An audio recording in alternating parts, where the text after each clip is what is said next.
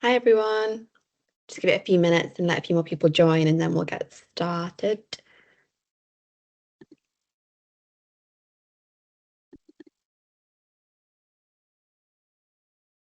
Thanks everyone for joining so far.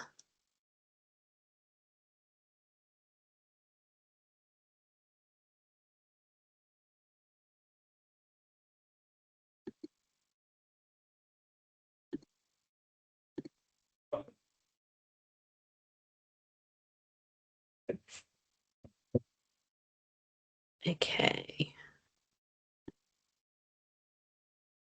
We make a start now and then we can let people kind of keep coming in as we go. But good evening everyone. Thank you so much for joining. So this is our DClinPsy interview webinar. So it's hosted by the Increasing Access Committee at King's College London. So you go to the next slide.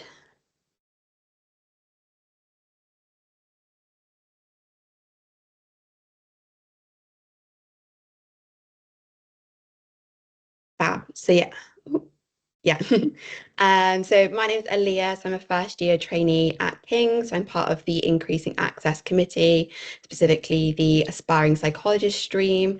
Also with us tonight from the Aspiring Psychologist stream, we've got Aisling. You want to introduce yourself? Hi everyone, thanks for joining us tonight and welcome to the interview chat for this year.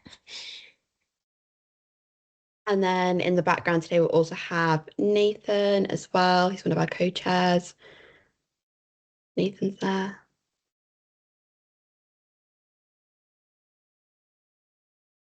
Yeah, Nathan will be in the background, kind of helping answer some questions and manning the emails as we run the event. And then we've also got Katrina from the Aspiring Psychologist stream with us this evening as well. Yeah, fab. So I'll just kind of run through what the event will look like this evening. So as I said, it's our interview webinar. So we know that it's kind of around the time where you might start to hear back about interviews and selection tests. So you're probably quite anxiously waiting to hear back from unis. So we thought now would be a good time to run this event for those of you who might be starting to think about preparing for interviews. So we'll introduce the webinar. So I'll do that now, just kind of go through what it will look like. And then we've got 4 presentations this evening. So we've got 5 presenters, 2 from King's College, and then a range of other universities. And we'll get the presenters to introduce themselves in just a moment. And each of the trainees from different universities will kind of go through some of their top tips for preparing for interviews, what they found helpful, how they approach the interview prep, and also the interview day itself. And I guess just to note with these presentations, these tips are just based on trainees' own personal experiences and what they individually found helpful rather than it being prescribed advice or things you should or shouldn't do. So you can kind of take from the different presentations what you think might be helpful in your interview preparation. After we've gone through those presentations, we'll do a Q&A. So we're going to try and allow up to 50 minutes for that so we can answer as many questions as possible. So if people could use the Q&A function for that, that would be fab. And you can start posting those questions now. And then if you can upvote the ones that you want answered the most, because when we're going through at the end, we'll start with the ones that have got the most votes. So we can try and answer the questions that people want answered the most, and we'll work our way through and just try and answer as many as we can during this evening's webinar. I guess then just to say kind of afterwards, the questions and kind of the answers will also be sent out by email to anyone who's attended the event, and the event will also be recorded and uploaded to our YouTube channel. So if you do need to step out at any point or take a break and then come back, that's fine. You can kind of access the recording afterwards. And just to say, all our previous events are also on our YouTube channel. So if you're interested in watching any of those, you can go back and have a look at those as well. And I can maybe try and put our YouTube channel in the chat function or the Q&A function so people can access that as well. Perfect, thanks Aaliyah. So joining us this evening, we've got Beth and Siobhan, who are both first year trainees at King's College London. We've got Emily joining us from Royal Holloway. Nazra from Hertfordshire, and Jimmy from Exeter. And we've also got Fran here, who is a member of the King's College Selection Committee. So I'm going to hand you over, first of all, to Beth and Siobhan from King's College London to present their slides to you. Thanks so much. As we were so beautifully introduced, I'm Siobhan, so I'm a first year trainee at King's, and I'm here with my course mate Beth. I don't know if Beth's here. Hi everyone, nice to meet you.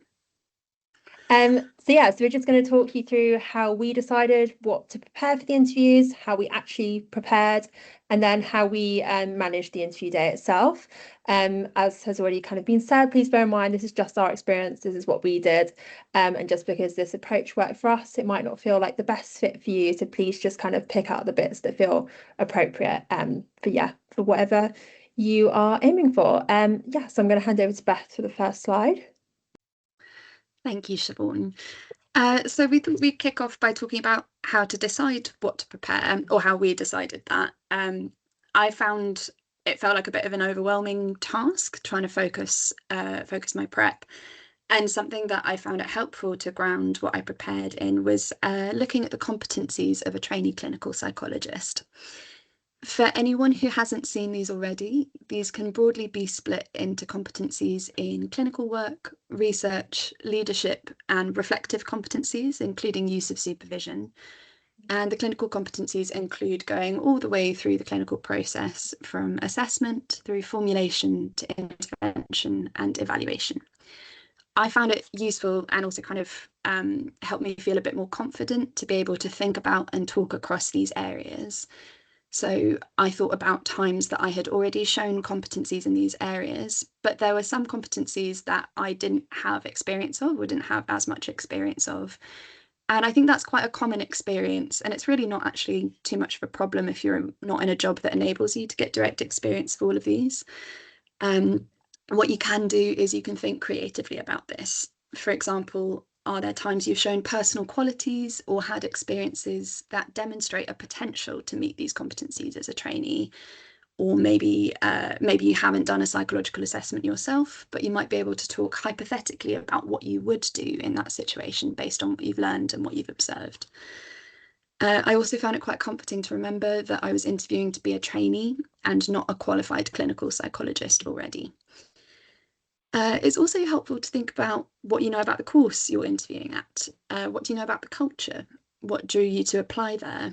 What do you know about the orientation of the course, like how important research is, how important reflections are, what kind of modalities the course emphasises? And this was quite helpful to me in thinking about tailoring what I prepared for the different courses. And lastly, I also did an exercise that I'd really recommend to anybody with an interview. This was where I drew out a little mind map about what I thought was cool about me, what I was proud of, what my strengths were. And this gave me a little web of things that I wanted to try and incorporate or shoehorn into my answers, things you can emphasize that might help you be able to think a bit more flexibly in an interview setting. And that's useful partly because it helped me think more flexibly. You know, you're probably going to get interview questions that feel in some way unexpected. And having a web can kind of give you lots of things to draw on.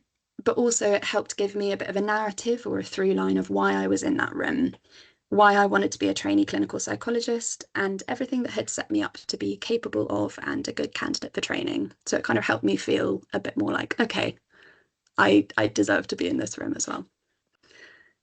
Could we have the next slide, please? Okay, so now just thinking about kind of the method of preparation itself. So something that I found really useful, and I think Beth used the same reflective model.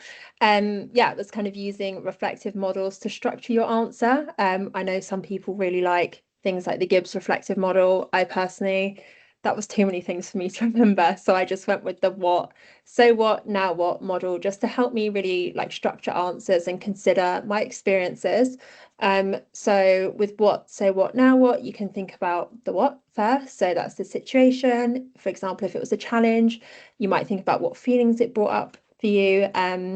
what barriers you might have faced to completing a task, and then you can progress to so what. So reflecting a little bit on what you did and what you learned, maybe thinking about the significance of an experience, the impact of the experience, or actions, and then going on to now what. So that's that more like reflexive level. So you're thinking about how you apply your learnings going forward, what changes maybe you made to your practice or to yourself, and maybe, you know, if you did some additional training off the back of it, then what did that look like? So I just found that really helpful to kind of look back on my experiences and frame them nicely. Then going on to linking. So this is more, again, helping me to structure my answers. So thinking if there were any nice opportunities to kind of string experiences and reflections together. So maybe drawing together some of those different competencies that Beth spoke about where it feels appropriate, but always remember kind of prioritize answering the question. Don't just cram things in for the sake of it. That's something that I felt was helpful for me personally. Yeah, not to get tempted to just try and cram everything I'd ever done into the answer. But yeah, again, you could think about, you know, I personally thought about interventions that I did, you know, thinking back to why I chose them, what theories I was informed by, and then how I evaluated it afterwards rather than just describing the intervention that I did. Yes, that's something that helped me. Then knowing yourself, again, found this really useful. So preparing for kind of the more intrapersonal aspects of the interview, as well as kind of the questions themselves. So I thought about, you know, what happens when I'm under stress, you know, in interviews that I've had in the past, what happens when I'm asked a question that I don't know the answer to, do I freeze, like do I babble? And then what helps me manage in that situation, and kind of developing that level of self-awareness really helped me feel more confident in, you know, if any curveballs came my way. And then the last thing is kind of talking out loud. So yeah, I know I did a lot of prep kind of on paper to start with, but then kind of like talking things through in voice notes with friends, talking things through with family members, partners, or even in the mirror to yourself, then really helps you figure out how things land. Yeah, in kind of that interpersonal context.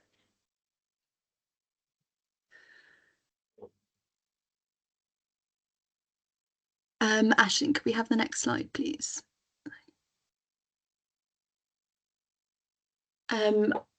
I think this is, thank you so much. Yeah, this slide is just talking about things that helped us on the day.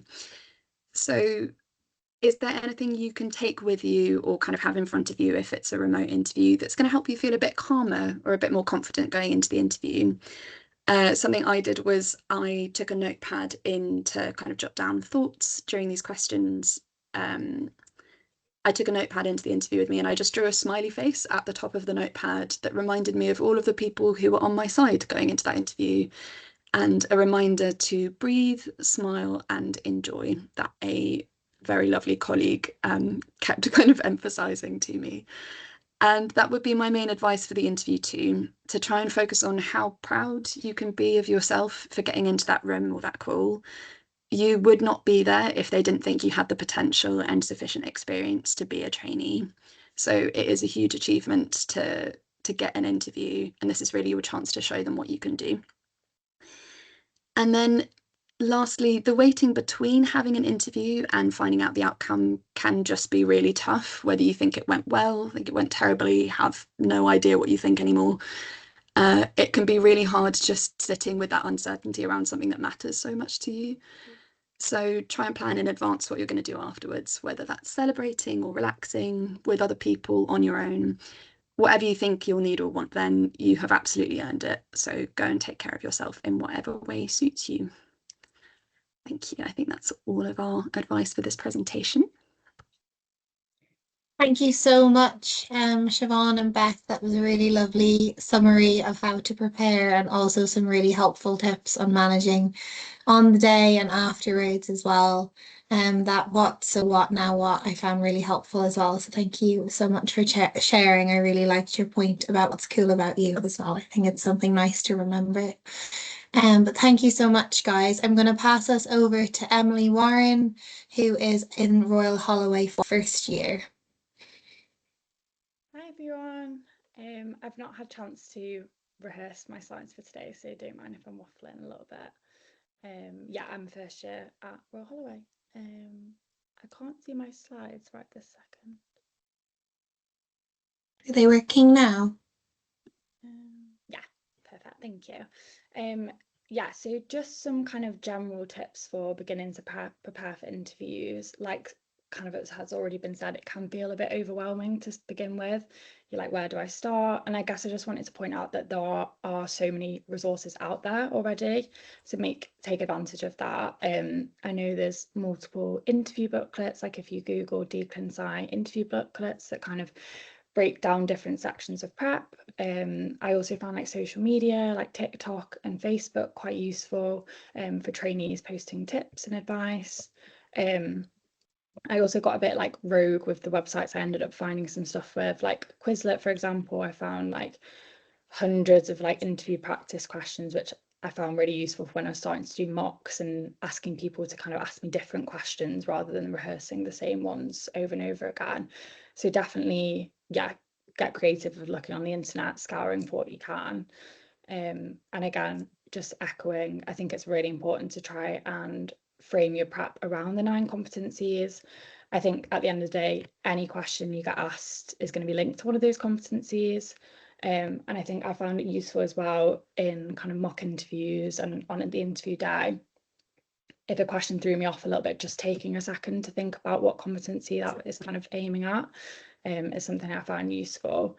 And then just kind of like a few random specific tips for preparing is use AI, take advantage of it. I found it really useful for interview question prep, specifically research questions. So I was practicing a lot of research design.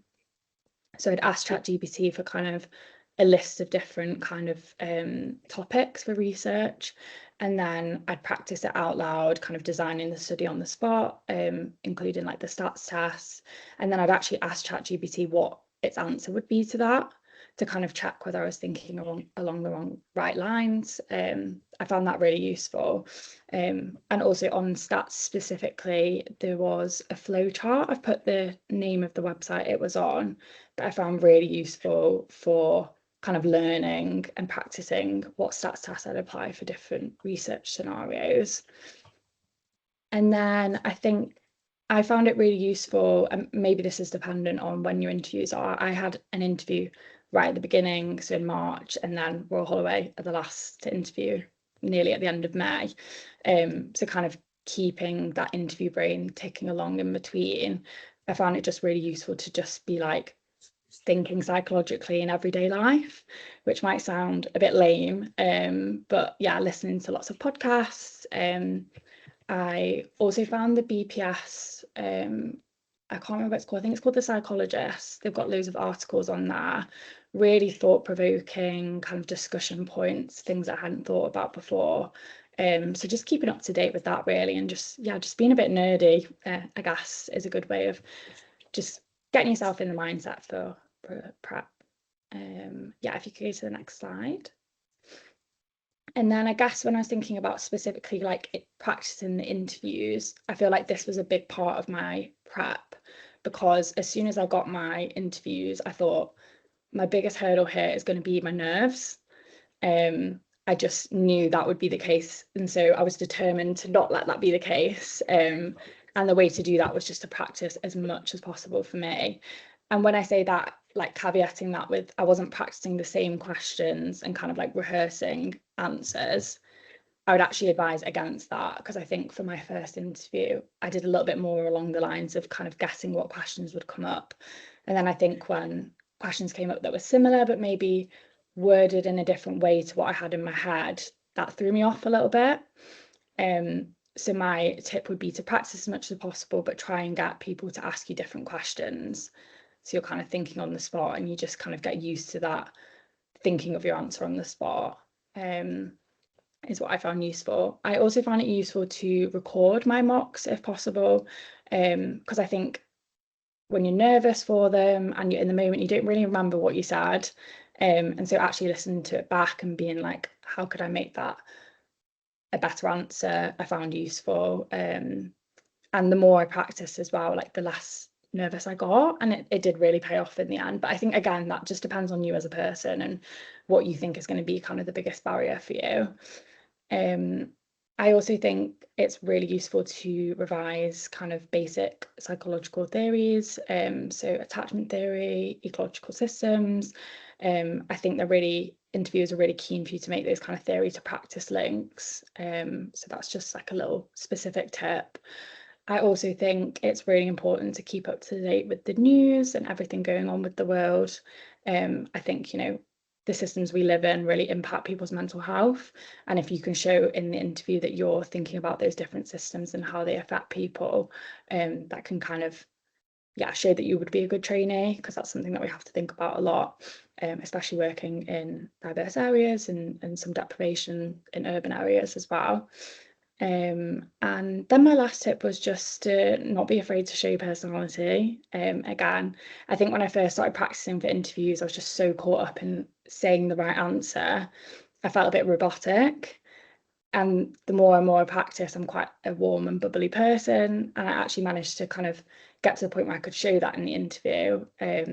And my first interview that I had, it wasn't an amazing interview, but actually some of the feedback that they gave was that I was rated really highly in interpersonal skills just by relaxing a little bit and showing off and cracking a joke and cracking a smile. And I think at the end of the day, we work with people. So if you can show what kind of person you are, that can really give them good insight. And yeah, those are all my tips. Thank you so much, Emily. That was really helpful. And just reiterating that practicing, it sounds like it was really helpful. And I found it really helpful as well to record things and to listen back to things as well. So thank you very much for sharing. I'm going to pass you over to Nazra, who is a first-year trainee from Hertfordshire.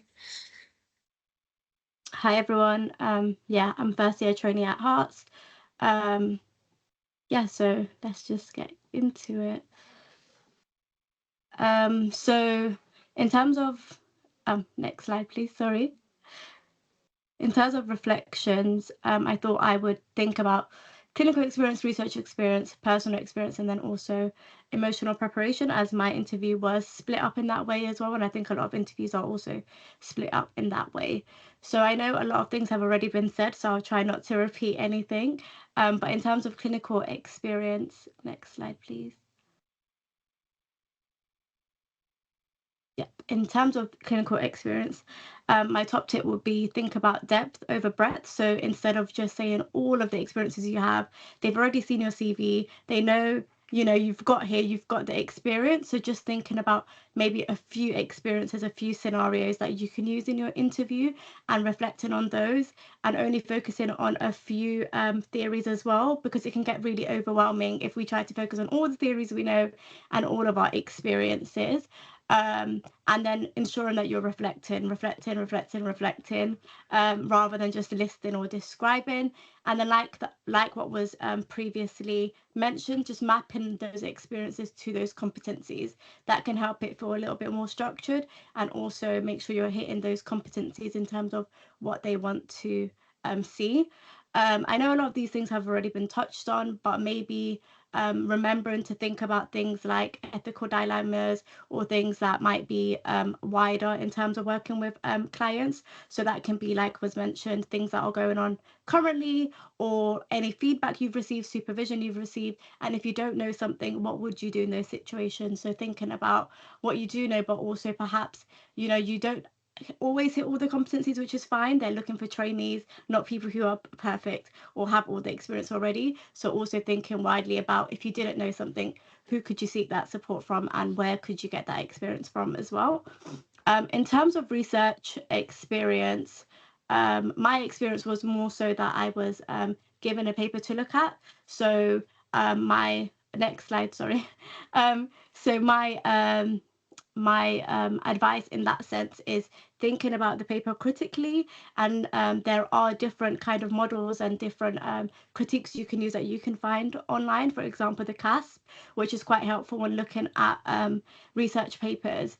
But again, my advice would be thinking about not just that research paper, but thinking more widely in terms of research. So for example, why is research important to us as clinical psychologists? Or thinking about power. I think one thing that people often maybe forget when it comes to research is thinking about our positionality, so how far removed or close are we to the research, and thinking about what lens we might be looking at that research from, and thinking about the researchers, what's their positionality as well, whose voice is heard or unheard in these papers as well. So not just thinking about the paper in itself, but also thinking more widely about research, the current issues, and whose voices are we hearing or not hearing in this research as well.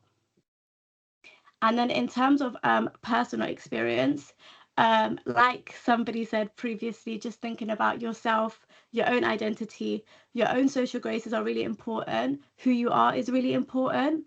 So thinking about bringing your values, and hopefully the unis that you have chosen align with your values. And I think that's a really nice way that you can show what's important to you, but also align it with the university's kind of values as well. I think that's a really nice way you can showcase your own personality, your own values, what's important to you.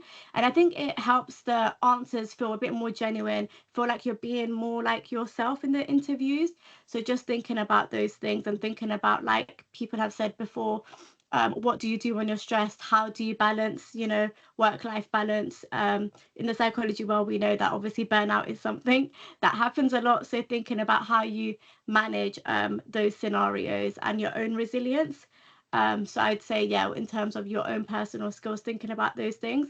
And sometimes you might have group interviews. I don't know if you all have that, but I know I did. So this is a chance also where you can show your personality, show your interpersonal skills and your team working skills. So just also thinking about those things, not only in the one-to-one interviews, but also in the group interviews as well. Next slide. So this has already been touched on, so I'll be really brief, but just thinking about how you structure it in terms of if you're using like a reflective model, like was mentioned before, I find simple models easier to remember. But one thing I would say is when you're answering, always link it to the impact on your own practice, and how it's made you feel, what it's made you think, how that will impact your future practice, and how that scenario or that experience will help you on training. I think that's one thing that sometimes we might forget to mention, but it's really important to think about how can this experience show how I would be as a trainee, or how it will help me become a better clinician or a better trainee, and it will help me on training. So just remembering to link it back to that as well. Next slide.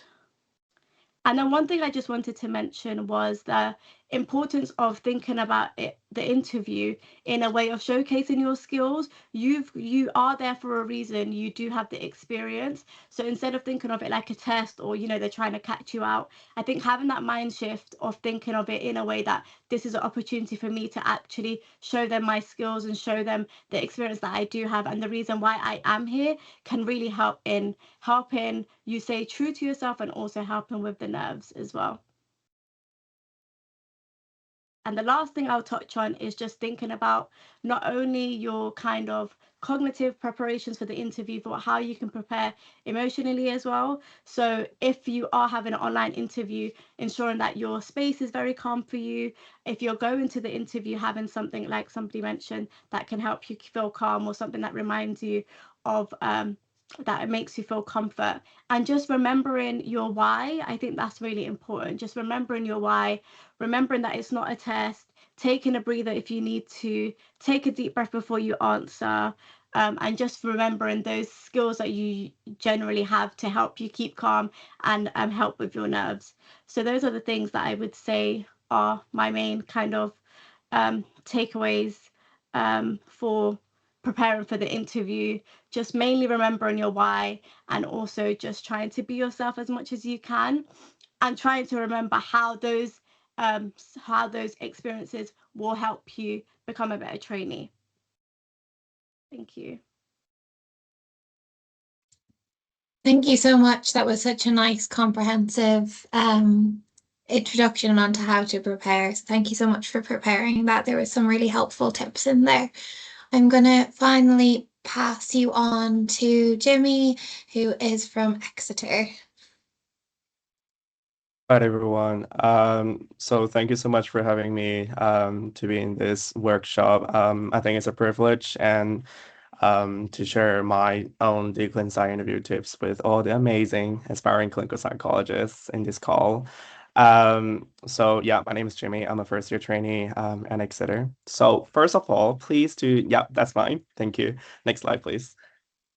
So first of all, please do take a deep breath. I know it might sound a bit cliche, but it works every single time for me. I know the mixed feelings of being both super excited and nervous at the same time, especially if this is your first time applying or getting shortlisted for an interview. For me, breathing exercise, have often been a quick fix when I was in the zone, of interview preparation, and also panicking about different theories or ideas that I had completely forgotten. So taking a deep breath throughout the preparation stage or even during the interview itself is very helpful technique. And also for anyone who's attending this workshop right now and already feeling nervous, that was me over the past 1 or 2 years when I attended interview workshops. So perhaps this is a good time and good opportunities for you to learn how to utilize different breathing techniques to help manage your anxiety. Next slide, please.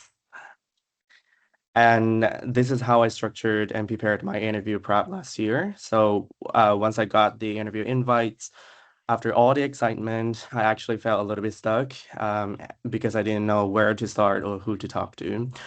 No worries, you usually have more than enough time to prepare. The first thing I did was reflections. As we all know, being reflexive is super important for clinical psychologists. During these reflections, you often come up with some examples that resonate most with you. So my tips, or what I did, is writing everything down because you can return to them later. And for some courses, for example, I was shortlisted for the selection test as elements. And by the time of this webinar, those will be next week, I think. So good luck to everyone who received an selection test invite this year. I know the process looks a little bit different this year compared to previous years, but good luck, guys. But back to what I prepared. So I spent at least 2 to 3 weeks preparing specifically for those tests. For example, like stats, which is not my favorite, and also revising the CBC and BPS codes of conduct for situational judgment test, SJTs. And once all these things were done, the interview was usually 1 or 2 weeks away. And that's when I started doing mock interviews to consolidate everything I had prepared and just to imagine different scenarios for different themes that might come up during the interview. And last but not least, there is a very important thing that I want to share with you guys, but I'll just wait to the end. Next slide, please. Yes. So when preparing for the DClinPsy interviews, I think my theory is reflection is not just a one-way process, it's more like a cycle. And it's completely normal to have blind spots, and also sometimes constantly asking yourself why can actually make you feel stuck or even sometimes a little bit powerless. So if you're feeling stuck or if you're feeling a little bit powerless during this stage, trying to reflecting from different perspectives, from your clients, your colleagues, supervisors, mentors, friends, or family members, that broader lens often deepens your insight because you can think about your personal life, your personal growth, and also your professional life, from reflective practice space, all those opportunities can be very helpful. And in terms of examples, just prepare 2 to 3 like very solid examples that genuinely resonate with you, ideally across clinical research and lived experiences. But when I say lived experiences, it doesn't have to mean that it's your own personal difficulties. It can also include caring for someone, supporting others, or being close to someone, navigating different challenges. And also when it comes back to reflections, trying to think about co-production, how client feedback and reviews have shaped your practice going forward. So this is more like a cycle that I've been using quite a lot last year. Next slide, please. So when it comes to mock interviews, I think predicting like very specific questions it's often not very helpful and also can increase anxiety and, kind of, panic. So I usually prepare, around key themes, which allowed me to respond more flexibly and more authentically. These are some kind of questions or some kind of themes that I've kind of asked myself, or even I've been asking myself right now as a trainee as well. So what kind of clinical psychologist, what kind of person you want to be, think about your values, your ambitions, and what's been going on, within the NHS, in the society, or wider socio-political context that relates your identity as a training clinical psychologist. And as we know that we're using a scientist practitioner model to be a clinical psychologist, so thinking about why research is such an important topic in my role, and how can I keep that kind of ongoing academic curiosity. For example, I'm very interested in neuropsychiatry or functional neurological disorders. So these are something that I've been thinking about, as a clinical psychologist. What does it mean to have a clinical psychology in those areas, through research or through clinical practice? And also there are lots of questions, lots of themes. So you can always have your own themes when you're doing the reflections. And I just want to end on self-compassion, which is my last point. I believe everyone has been talking about this for today's workshop already, but I just want to let you guys know that this process can feel very intense, and it's very easy to focus on what you don't know. But one mindset shift that really helped me was asking myself, how do I think rather than what do I know? Just remember the DClinPsy, it's not looking for a finished clinical psychologist. They're looking at how you reason, how you reflect, and how you grow as a person and also as a clinician. So just please be kind to yourself and just trust your thinking process. And that's my sharing. Thank you so much. Thank you so much. That's such a lovely point to end us on, thinking about being compassionate with ourselves throughout this entire process, and something that was echoed by all of the speakers this evening. So thank you so much for putting that together for us. That is all of our speakers, everyone. So we are going to start with our Q&A, and I can see that there have been some questions posted already, which is great to see. And we might just get started with some of those there, but please keep sending them in, and keep favoriting the ones that you'd also like to hear the answer to, and we'll hopefully then be able to answer the most pressing ones at the beginning and get through as many as we possibly can. Fabulous. We want to make a start with the first question. So currently the question with the most upvotes is, which theories/models do you think are most important to be able to reflect on and link with experience and competencies? So if anyone wants to jump in on that one. Should I jump in from a general perspective, and then other people might have their own experiences? So hi everyone, my name is Fran Meaton, and as mentioned earlier, I'm on the selection panel at King's College London. So I think one of the things that really comes across for me when we're interviewing is actually hearing, and a lot of the speakers already mentioned this, so it's really nice, but it's like hearing about that individual who's in front of us, like your experience, and then relating your experience to maybe a model or a theory, or something like that. So it's not that there would be any kind of, certainly for me anyway, obviously I am just speaking from my own experience, but it's not that there would be any kind of one kind of particular model that we might want to hear about, but we would be interested to hear if, for example, we're asking about, I suppose, kind of, maybe a theory that's influenced your practice or something like that. We'd be interested to hear about something that fits with your experience and how you relate to that theory and how you relate that theory to your experience. So it can be quite individualized. So as lots of people have said on the panel, really nice advice about actually just thinking about what I bring to this interview through my experiences.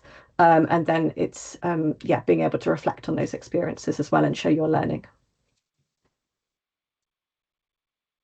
Fab, thank you. And I can see Nathan's also commented, just add into that. Nathan said, for me, I thought some of the key models that applied to my clinical examples that I brought and what models my preferred course to focused on. So, for example, at King's, Nathan thought about a CBT case presentation and brought in Beck's cognitive model. So I guess linking back to some of those other points the presenters made about thinking about the course ethos and values. So different courses might kind of focus on different, I guess, cognitive sort of like different models, psychological theories. So at King's, for example, there's quite a focus on CBT and then also systemic thinking. So you might want to link it to the course that you're applying to and the models they teach as well. And I guess to add to that from my own experience, I guess similar to what Fran was saying, thought about my own clinical experience and models or theories I might have already drawn upon in my clinical work. And I found it much easier to talk about things that I already knew quite well and had used and applied in practice, rather than trying to go away and learn lots of new models, especially for the interview. I think in that moment when it's quite high pressure and you're feeling quite anxious, it can be quite hard to remember things you've just learned recently and things that you know really well and are used to using every day, kind of in your current role, kind of comes to mind a lot easier, and you're able to kind of make those theory to practice links kind of a little bit more easily within those questions.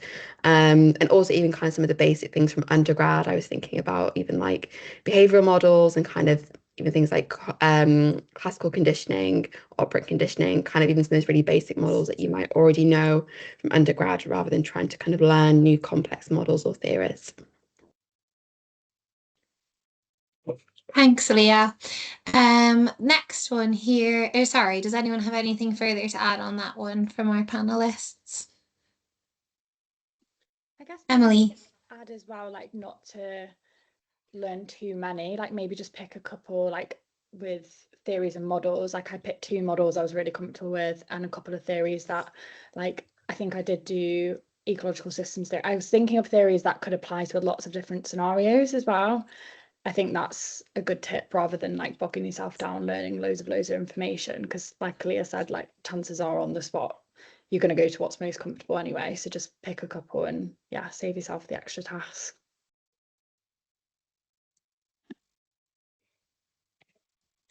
Thanks, Emily. The next kind of most popular question at the moment is, what are the most important things to mention when discussing a clinical case at interview? Does anyone want to jump in there?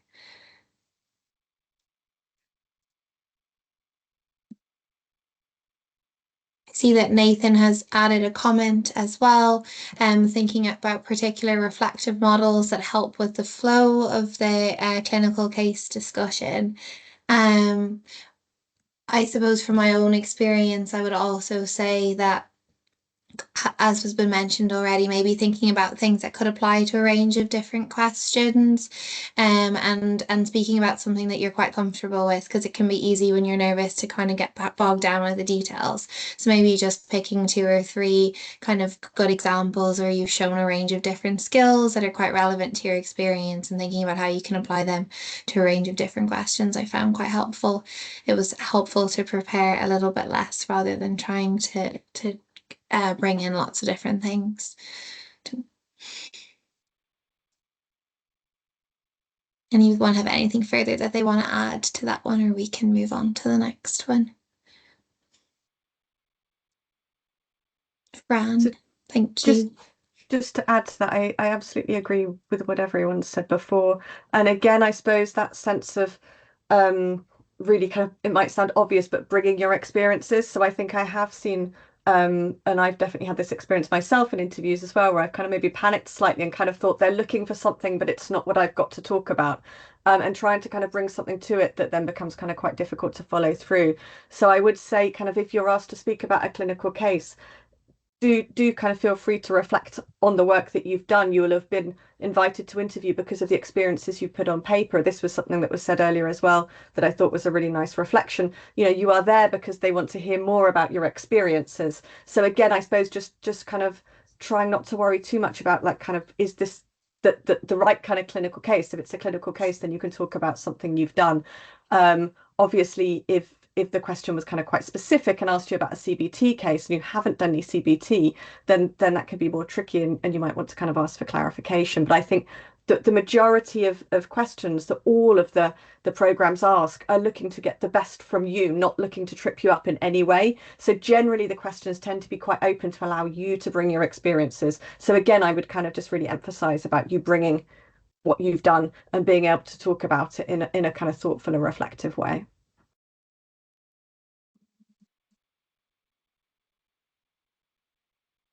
Thank Aaliyah? you. Oh, yeah, I was just going to say, just to add to that, I guess from a kind of more practical point of view, I think I sort of held in mind 2 or 3 cases that I'd worked with, and kind of cases that I felt like I demonstrated a range of different competencies kind of when working with that particular client.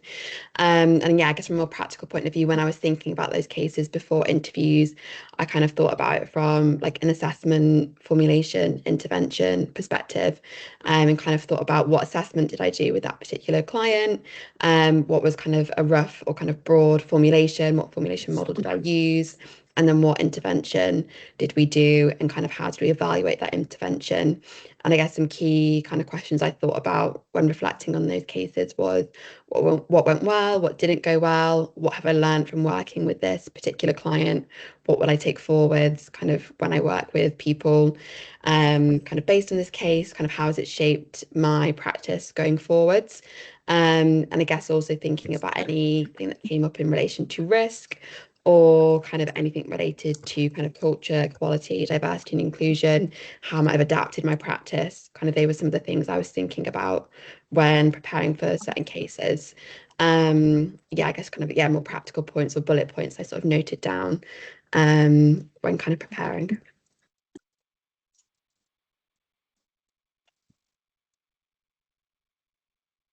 Thanks, Aaliyah. Siobhan, did you have something to add?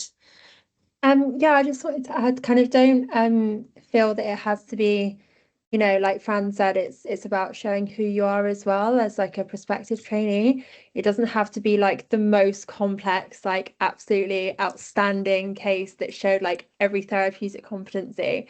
My example, like the intervention actually didn't go that well, but I learned so much from it about, you know, how to work with a certain client population and like who I was as a person, you know, my shortcomings, things like that. And I also felt really like proud of the service user that I'd worked with, and I knew that I could speak about it in a way that showed like who I was as a person and what was important for me, like in the therapeutic relationship. Yeah, literally the only outcome of my intervention was like that I learned the importance of like a therapeutic relationship and like attachment.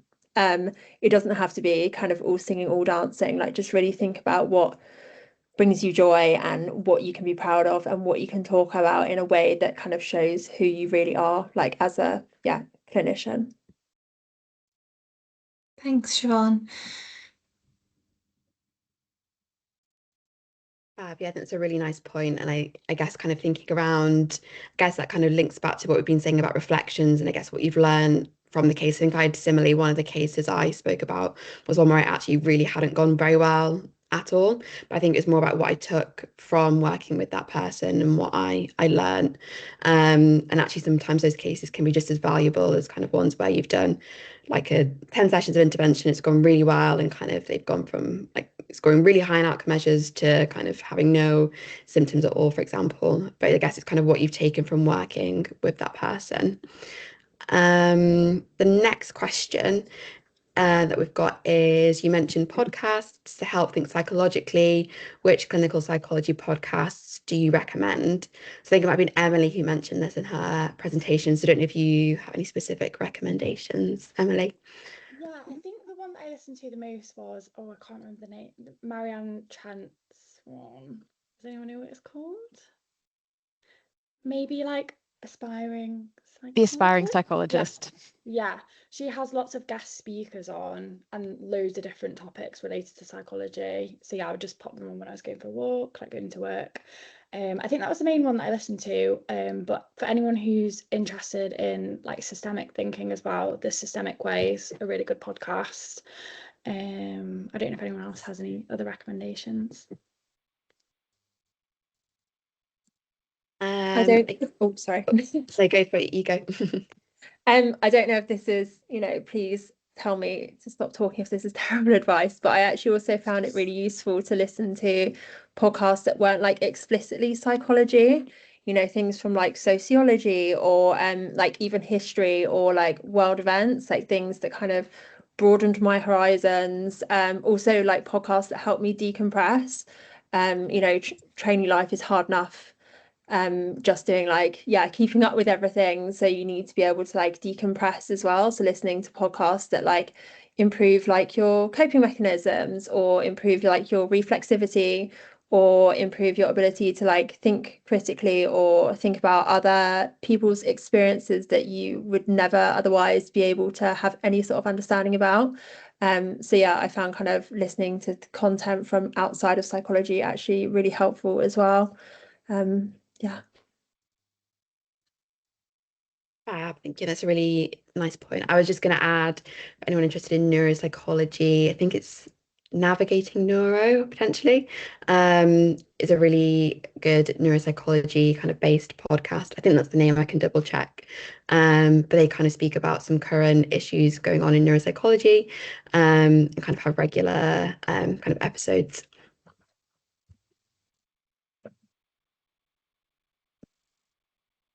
Nazra, if you want to go next. Yeah, it wasn't about specific podcasts, but I think just on the point that Emily made about thinking more psychologically, because some interviews might be quite creative. They might not necessarily just ask you about a case. They might, I don't know, give you a random a random thing to look at that might not even seem like it's psychologically related. So just thinking more about like in day-to-day life, in your interactions, in random things you might be watching, in a show you might be watching, just thinking more psychologically minded what might be going on for that person, or what theory can I randomly apply to this, for example, could be quite helpful, as like maybe an indirect way of also preparing for the interview, because interviews are not always as straightforward as tell me about a case. It can be questions that might be a bit more creative. So just thinking about how you look at the world in through a psychological lens, essentially, and that can be in your everyday, and that can be in things that are also not technically psychologically about psychology. So just thinking in that way as well. I hope that helps. I know that sounds a bit it might be hard to do, but trying to train yourself to think psychologically, I think, would be quite helpful as well. Thanks, Nazra. Yeah, I would just echo on that there may be things that come up related to current affairs and the news, and just being able to kind of apply psychological thinking to various things within your life is a really helpful way to prepare. And I didn't listen to any specific podcast, but I did find AI, as I think Emily mentioned in her presentation, quite helpful at helping you kind of think about things from a psychological perspective as well. So that would be my tip there. Unless anyone has anything else to add, I might move to the next question. For those of you who had more than one cycle of interviews, what do you think made the difference the time that you were successful?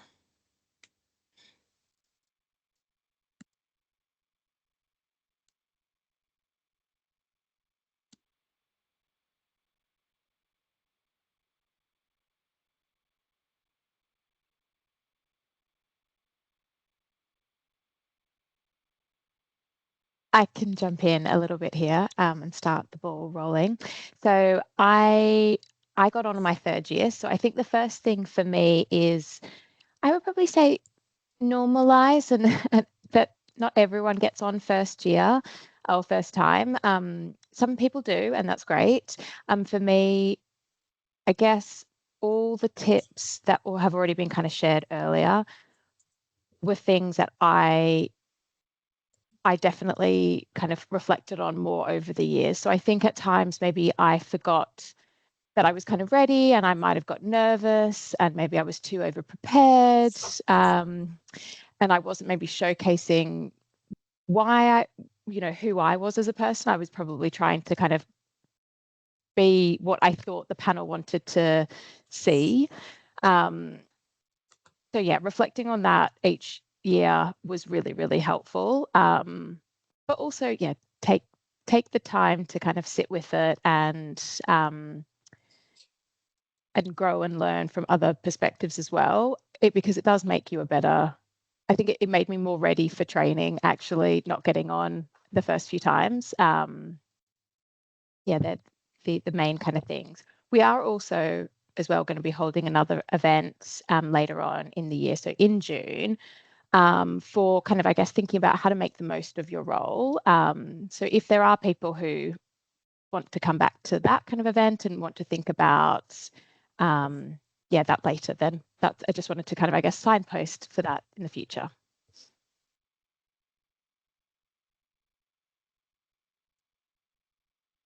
Thank you, Thanks, Katrina.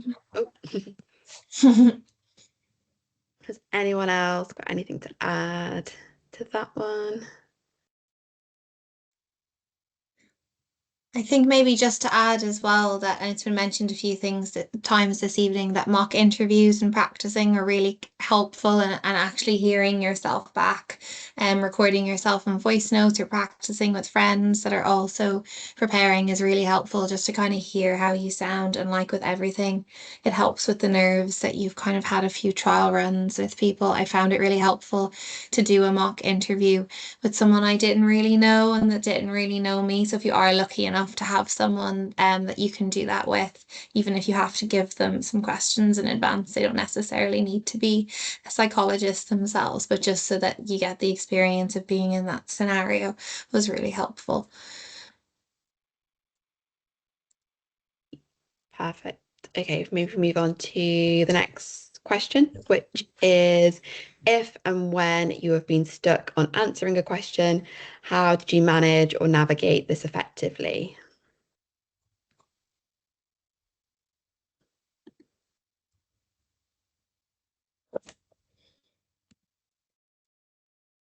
Beth? I think something that I found really helpful and kind of reassuring was something that's been said in some of the presentations already today about, you can show your thinking, and that's kind of something that is really valued, I think, by the interviewers. And you're not always going to have the answers for things, not just in the interview, but also as a trainee. And so while, yes, like, it's nicer to feel like you have a polished answer, there were a couple of times where my mind did go a bit blank. So I would normally start by just taking about 30 seconds in silence, just jotting down a couple of thoughts that would help me organize. But sometimes I would go, oh, that's a really interesting question, and what it's making me think about is this. And then sometimes as I started talking, I'd kind of find my way to something helpful. But somebody also said earlier, it's really useful to think about what the question might be getting at and what you know about the role of a trainee clinical psychologist, what you know about the competencies involved. And that can be quite a useful shortcut into what might it be useful to try and draw out of my answer, as well as what's kind of genuinely authentically coming up for me in this moment. I think those would kind of be my bits of advice, as well as it's okay to take 30 seconds at the start, 30 seconds a minute. Thanks, Beth. Jimmy, do you want to jump in there? Yeah, I think Nathan already answered, some of the points that I want to say already. But what I was trying to add is basically it's okay to name kind of your feelings or emotions when you're feeling stuck in the interviews.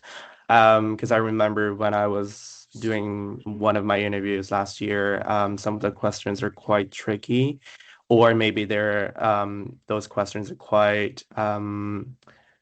quite emotional for me. So that's why I just name it and saying that, yeah, it's a bit too much for me at the moment. Perhaps I just need like 2 seconds for me to think about it, if that's okay. Most of the time, I think the interview panels they will understand like why you might have that kind of feelings. And as long as of course, you have to, you can always, tell them why you're feeling that. It's also showing that you're actually thinking about it. You're feeling stuck because of this and that, just showing that you're actually thinking, you're engaging. with the conversation or with the question. So yeah, so I think just want to add that you can always name your emotions and your feelings in your answers when you're feeling stuck.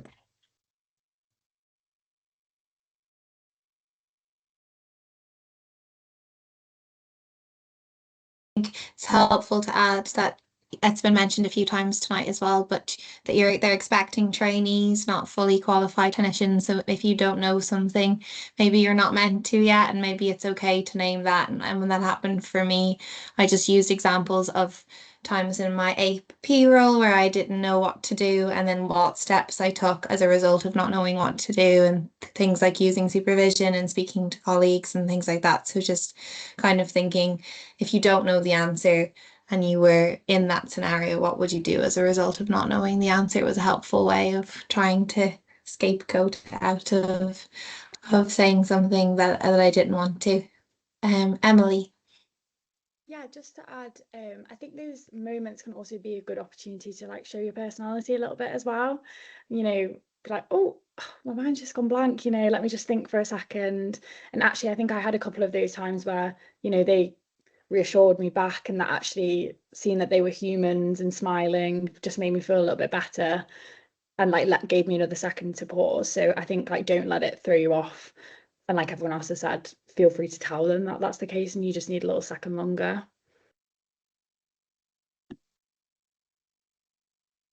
And just to add on to what I was saying, the eagle-eyed of you may have seen that I put my hand up, took it down again, and then put it back up because I actually did forget what I was going to say relevant to this question. But I think something that is also important when thinking about your reflective capacity as a trainee and use of supervision, etc., is knowing what the limits of your knowledge are and the limits of your competency. And so I think being able to name, you can even use it potentially to show that you know how to work responsibly as a clinician and that you don't try and pretend that you know things that you don't. So yeah, I don't know, that might be a way that you can kind of link it back to guidance on the role of the trainee potentially.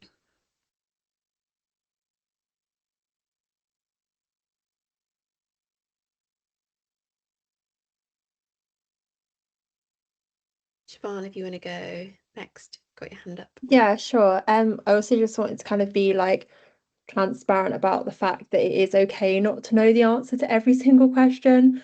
I got asked a question and I proceeded to ramble for a good couple of minutes, only to then say, I am so sorry, I've done an absolutely abysmal job of answering that question. Please, can I start again? And redid it only marginally less badly the second time. And by some miracle, still got a place. So it's okay not to know like the answer to every question under the sun. It's okay to kind of like ramble a little bit and figure things out as you go along. Like Emily said, it's kind of, you can show your personality. It's okay to kind of like figure things out and not be completely polished in every aspect of your interview.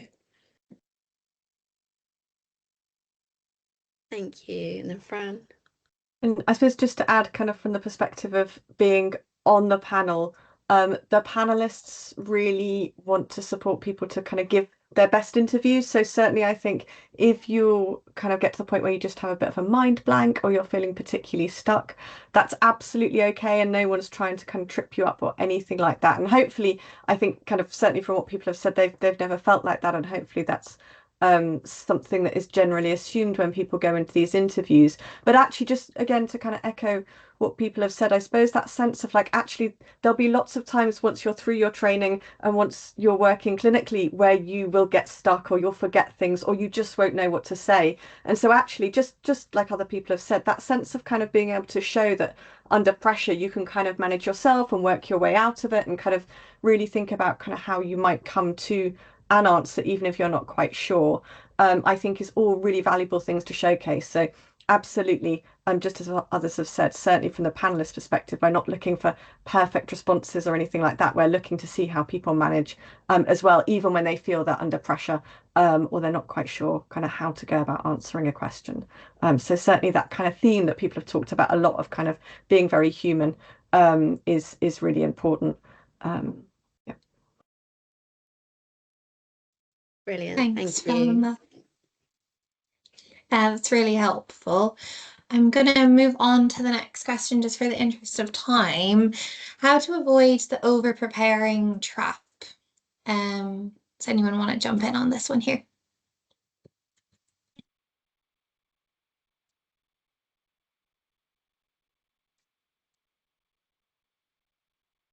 I can jump in. I had a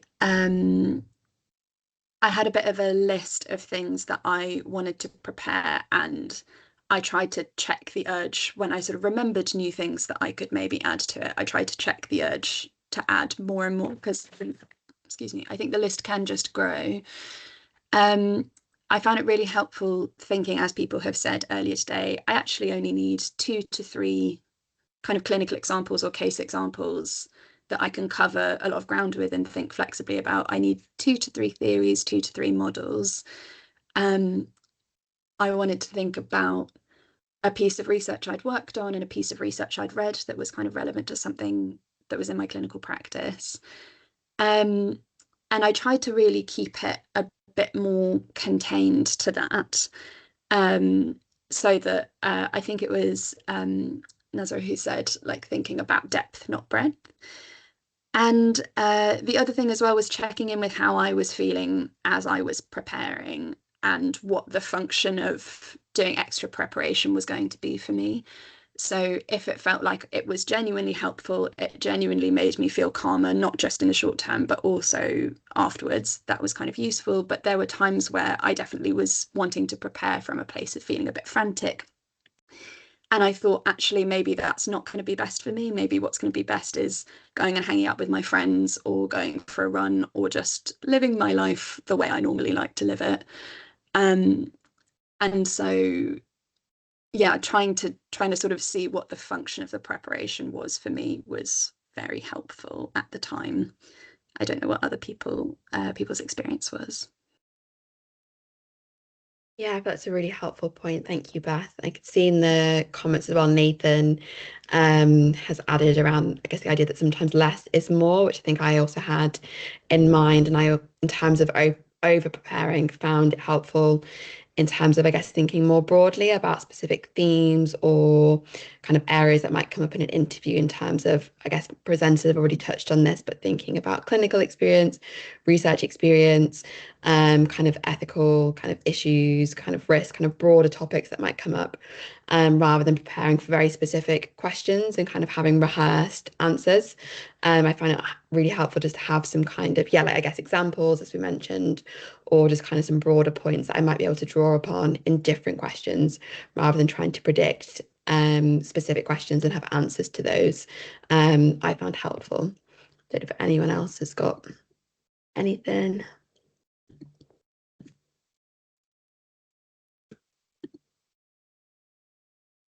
I think as well, it was helpful to kind of just think of it as you probably have about half an hour in the interview room and probably have to talk through a series of questions.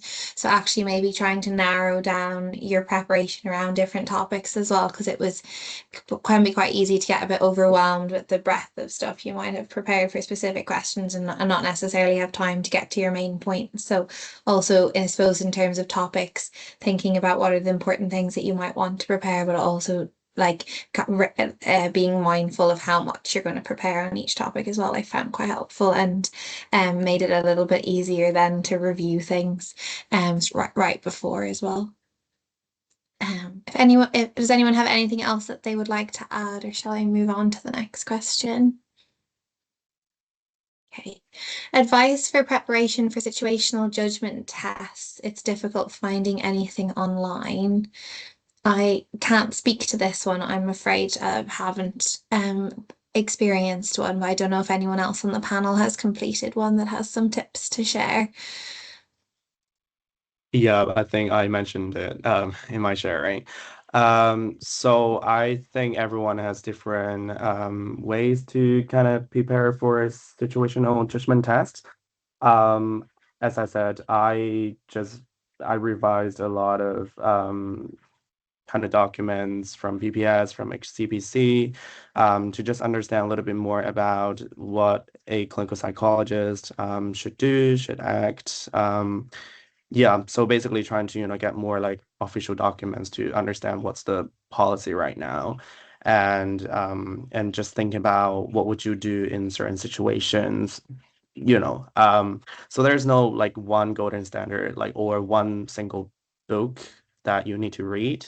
I think everyone got their own ways to think about it, but yeah. So I think for a situational judgment test, it's really about how you think about those situations, based on your personal experiences, based on your professional experiences. But of course, if you want more, guidance, you can always, check, PBS, HCPCs to, just back you up a little bit. So I would say that's my tips. It's not for everyone, but that's at least what I've done last year. Thank you. That's really helpful. Don't know if anyone else has had experience of situational judgment tests. Yeah, Beth. It was I did very similar things to Jimmy, but it was just kind of like reading those policy documents and these guidelines about the role of a clinical psychologist, trying to internalize those. And then the one thing I wanted to add was something that really helped me was trying to think, given what I know, what would I genuinely do in this situation, and not trying to think what's the right answer, what's the right order, because I kept sort of tripping myself up a little bit, and it was thinking about myself as a real person in that context. Maybe it's an obvious point to everyone else. It wasn't to me until I started doing it differently. But yeah, that's the other thing that I found helpful. Thank you. Okay, we move on to the next question. And I can see there's a couple of questions around this. But we've got, what type of statistics questions came up in your interviews, or kind of how did you prepare for statistics-based questions?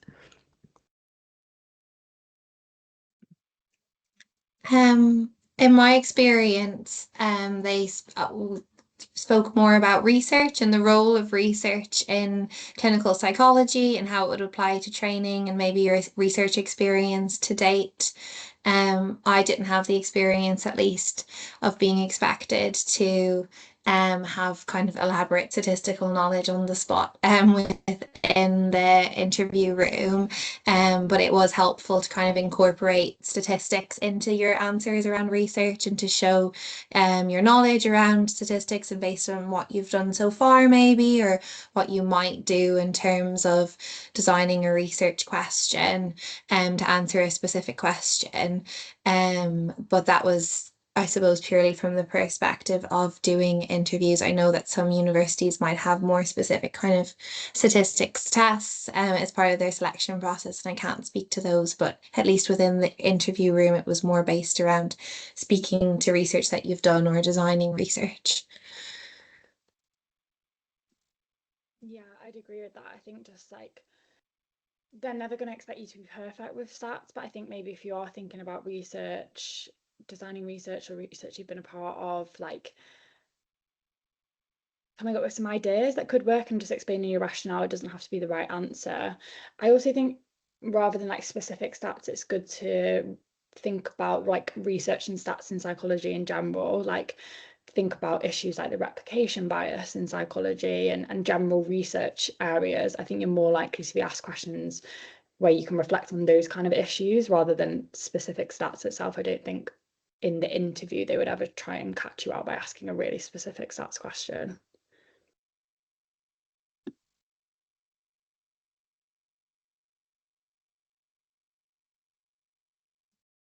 Thanks, Emily. That's a good point. Siobhan, did you want to jump in there as well? Yeah, I was going to say the most specific like stats question I had in any interview was kind of, designing a research approach in response to like either a vignette or kind of critiquing a methodology that was used. So yeah, just kind of having like broad knowledge, I would say, of like different approaches. Again, it doesn't have to be like I would do an ANOVA and I'd put these 3 people in this group, and that like it doesn't have to be that specific. But just broad ideas of like within groups versus between groups, or like this type of bias might come up, or these type of issues might come up, this kind of ethical concern might come up. Again, more like sharing your process. I also just, I don't know if this was like part of the same question because I think it's disappeared, but I saw someone commented about like preparing without SPSS. And I just wanted to add as well that there's like a free, it's like called Jamovi. It's like an open access stats software. So if people are wanting to like practice specific stats, like again, that's not something that I've ever experienced, like having to like actually whip out SPSS in interview. But if people are wanting to kind of like fine-tune their skills and they can't access SPSS, then there's Jamovi, which is like an open access version of SPSS. It's not exactly the same, but it allows you to do the same stuff. If you find that method of learning is helpful, you can access that for free.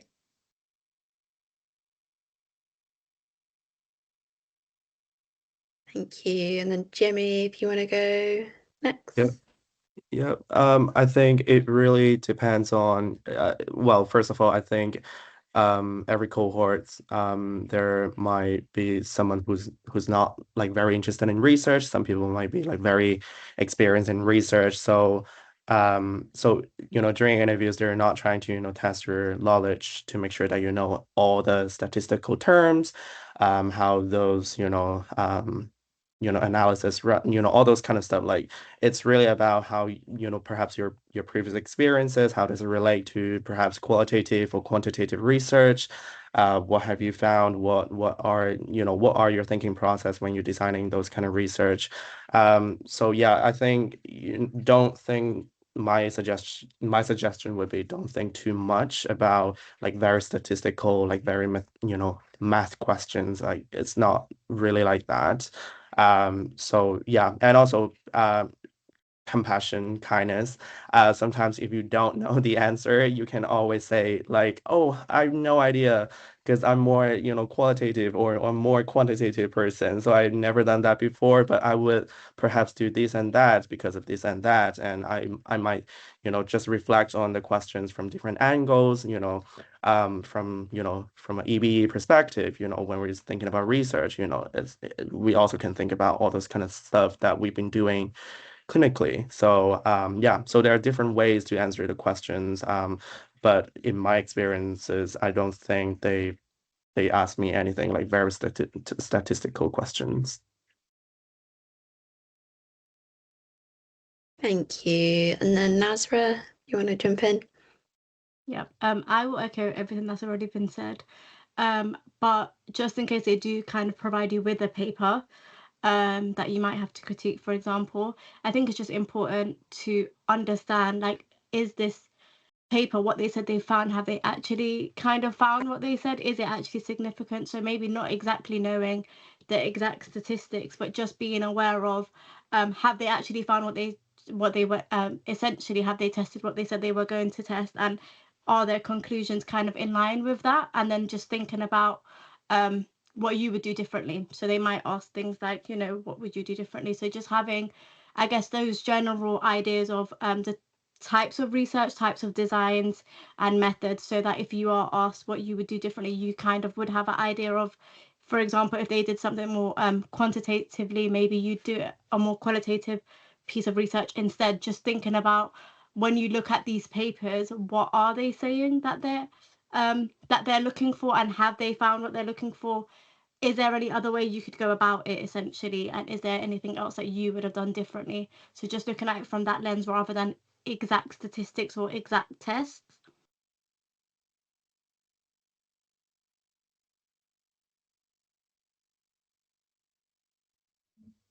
Thank you so much to everyone who contributed to that one. I hope that was helpful for everyone. I will move on to the next question now. And for me, it's how do you balance personal life with the interview prep and full-time work in a sustainable way so that you could perform on the day? I think it's a really nice point and a really good question. And it is hard. It's hard to juggle everything in the interview season, and especially with applications is really busy, especially with everyone being in full-time work and managing everything else that comes along with that and with everything else.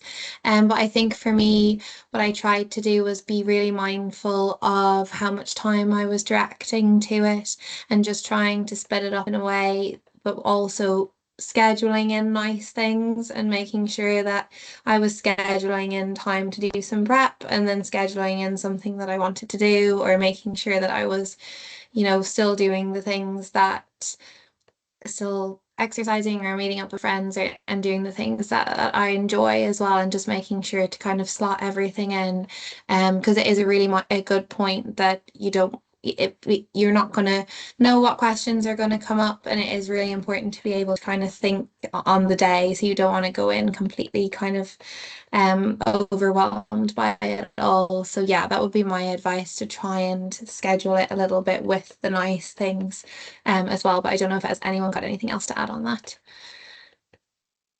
Emily.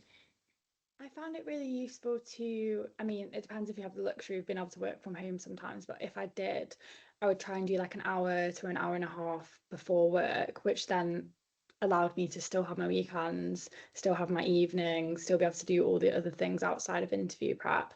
And I really tried not to work on the weekends right up until like the very end. And I think also just surrounding yourself with people who aren't in the psychology world, because I think they kind of ground you, make you realize it's not the be all and end all.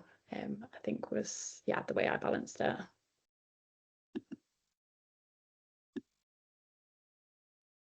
One of the things I just wanted to add is, I guess, in normalizing this, because I think it is such a good question, that it is kind of like thinking about it maybe as like a marathon, right? Not a sprint. That like, it's quite a long time, particularly if, you've had situations where maybe this isn't the first year you've applied. It's such a long time from when applications open right through to interviews. Really, I think for me, try and maybe be strategic around it and take those times to plan, like what are the themes you want to be working on, but also not just what are the themes, but for me as well, like, if you are someone who maybe wants to try and over learn and over practice and over prepare, like maybe to manage that anxiety and that possible risk of burnout, maybe it's about planning in like just personal chill out time that's nothing to do with clinical psychology. You might not have to do that, but that's something that I also found just to help really split it up. Yeah. Thanks, Katrina. Siobhan, did you want to jump in there as well? Yeah, I had two things to say, one of which was self-compassion, but I can see Jimmy's got his hand up, and so I'm going to leave that. I'm not going to steal his thunder. But the other thing was, yeah, just kind of, I mean, it is kind of self-compassion, but just not kind of, yeah, I guess like punishing yourself for being in like the process. Like you're still allowed to go out, you're still allowed to go and have fun, you're still allowed to go out and like have a glass of wine. Like maybe don't do the prep after the glass of wine, but like you're still allowed to do those fun things. Like you're allowed to have a life. In training, it's important that you continue to have that life and continue to have things that exist outside of psychology. So I kind of told myself that actually this is really good practice for training, to learn to kind of like continue engaging in those things that make me me and keep me feeling happy and fulfilled, and not so like bogged down with everything. So yeah, you can see it's like a training exercise to go out and have fun. Thanks, Siobhan. Jimmy, did you want to jump in there as well? Yeah, so apart from self-compassion, which is something I've been talking the whole day, the other thing is really reach out to your support networks. I know it sounds a bit cliche again, but I think my experience is that I got very, very, very supportive supervisors at work. And sometimes when I, ask them about, oh, how should I prepare for this question, this type of, scenarios, like, can you tell me what have you done for your interviews back in the days? Blah, blah, blah. And sometimes, my supervisor, yeah, they're very helpful. They definitely can help me to think more, to reflect more. But at the same time, they also ask me, like, what about after this? Like, what you're going to do, after work, and what you're going to do, before you having like, before this interview or that interviews. Sometimes, those people can think about, can help you, but for your interviews, but they can also help you to plan some kind of work-life balance a little bit. I think sometimes supervisor can be a very good person to reach out to, because they have been there. They know, how does it feel like, having those kind of over preparation, and also thinking about work-life balance, all those kind of stuff. Yeah, so supervisors and also peer support. I still remember last year I applied with my friend who we did undergrads together. So we basically applied at the same times, we got on the same times, we did undergrads at the same time. Those kind of journeys, we are friends. So we always remember that we are friends instead of just a friend who's applying for DClinPsy. They're also my friend. So we're always thinking about, okay, after this, let's set a timer, 1 hour, 2 hours, and after this we're gonna, grab a coffee, we're gonna, do something, just something unrelated to psychology at all. Even though when you hang out, sometimes you're the whole conversation might change to, clinical psychology. But sometimes, just go out and do something like completely outside psychology is just very helpful. So, and also if you can't really have someone to talk to about all these kind of things, breathing exercise, again, that's my tip. And I hope you guys can find your tip. Like, you don't have to do breathing exercise all the time, but find your own way to manage this kind of, anxiety. It's very, very important. Brilliant. Thank you. Thanks, Jimmy. Sorry, that's really helpful. Actually, in keeping with this question, I'm mindful of everyone's time this evening as well, and I know that we're approaching up on 8 o'clock, so we might just take one more question, and then wrap up a little bit, if that's okay with everyone. We'll also be sending out these questions in a bit of a transcript following the event, and that will go to everyone on the mailing list as well. So if we haven't gotten a chance to answer them, we might be able to help there. So I think the last one there, top one for me anyways, is how would you recommend integrating reflections naturally in an answer when you're not directly asked to? Anyone want to jump in there? Emily? Yeah, I found the STAR method, so situation, task, action, response, but adding another R on for reflection at the end, really useful. I try and reflect and then link it to the competency. And I guess that's a good way of kind of like, reflections are really important, but make sure you get the content in first and then reflect on what you've learned from it and like, how does that make you ready for training? So I think using that structure is a useful way to frame it if you get a bit muddled up otherwise. Thanks, Emily. Beth, did you want to add something there? Yeah, I was going to say very similar. I found that sort of thing really helpful. And the only other thing is that I tried to reflect as much on kind of research questions or questions that weren't directly about clinical experience as I would about questions on clinical experience. So thinking about the process of research or reading a paper or an interaction with a colleague, kind of what I learned from all of those things felt as valid to my capacity to train as clinical reflections did. Definitely. Thanks, Beth. Nazra? I was also thinking, if you keep in mind your values, that's also another way of reflecting, because your values come in at all areas, whether that's research, personal or clinical. So that might be a way that you can align with the uni and also bring yourself into the interview as well. Definitely. Thanks, everyone. A huge thank you to all of our speakers for joining us tonight. It's been lovely to have you here. I hope the event has been helpful for everyone who joined, and thank you everyone for giving up their evenings and joining us today. A huge thank you to Fran as well for joining us this evening. I'm sure that it was greatly appreciated by all of us, so thank you very much. And to my fellow committee members as well, thank you so much for joining tonight and all the preparation that went into it. We do have a feedback form for attendees. I will just share my screen again here. And if you could, sorry, in there, if you could, greatly appreciated, and it will really help us in terms of thinking about what might be helpful as a committee going forward. But thank you everyone as well for giving up your evenings and joining us here this evening. And as I said, we will send out that Q&A over the next couple of days, and the recording will also be uploaded on YouTube. So if you do want to watch it back, you'll be able to find it there over the next couple of days. Yeah, thank you everyone for attending and to all our presenters. I think I have put in the Q&A of the chat our mailing list. So if you aren't already signed up, you can sign up there, and then you'll get the Q&A like transcript or list of questions. And I think I've also put the link to our YouTube channel where this recording is, and also all our previous events as well. But I hope everyone has a lovely evening and can take some time to do something nice for themselves and just relax for the rest of the night. Let's end it there. Thank you, everyone. Thank you. Bye. Thanks. Thank Bye. you. Thank you.